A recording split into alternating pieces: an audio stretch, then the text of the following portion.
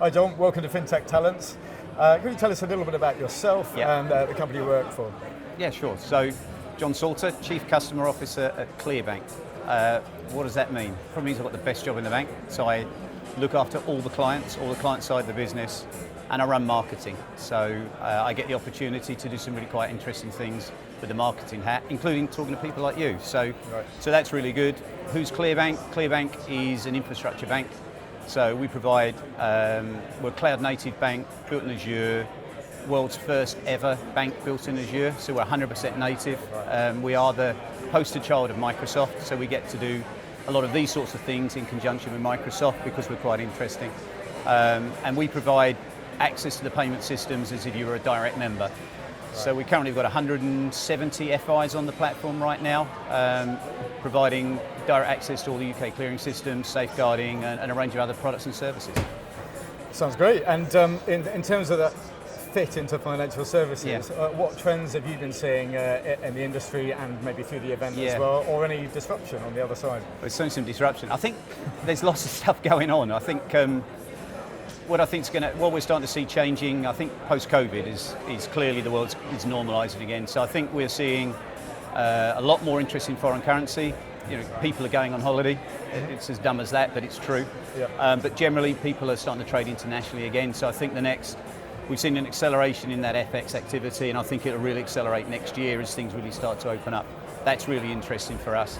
I think the whole area of crypto is becoming really interesting. I think, if you look at the US, Bitcoin's at an all-time high, but you've got the volatility.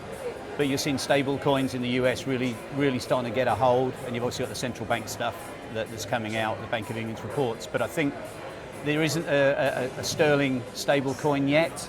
The market rumour is there's probably 2 or 3 people about to try and launch one in the next 6 months. In the US, Circle's got 30 billion under management supporting its stable coin. So it feels like crypto is going to start to become more mainstream.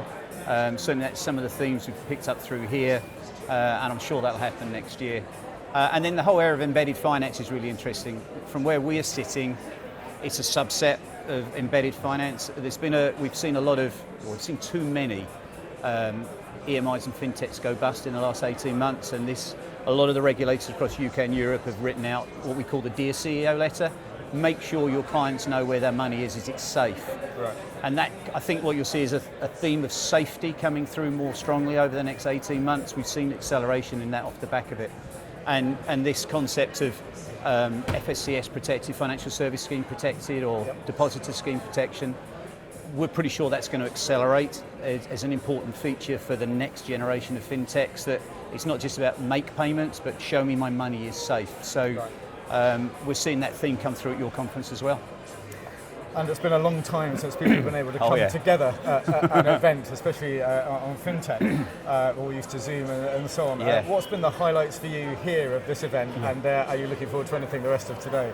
I think I love the buzz here. I think, post-Brexit, post-COVID, I think there was a lot of concern around, what's going on with UK FinTech, and what's clear is it's very alive and it's very vibrant. And we're all a bit nervous with 2 years out of the game, but the buzz here and the atmosphere, UK FinTech is here and it's successful. And I think the themes coming through very loud and clear from a lot of the conversations this time has been UK FinTech's addressing the big issues. Obviously climate change, inclusivity, sustainability. They are actually getting embedded in some of the conversations, which pre-COVID actually people weren't really dealing with. So I think that coming through, a combination of that, addressing the right issues, the social issues, plus the sheer fact we're here now. UK FinTech, the message I pick up from here is optimism. Everyone's talking about expansion and drive and opportunity next year, where 18 months ago we were all worrying how many of us are going to make it through the process. So for me, the positivity coming out of this event has been probably the big theme I picked up.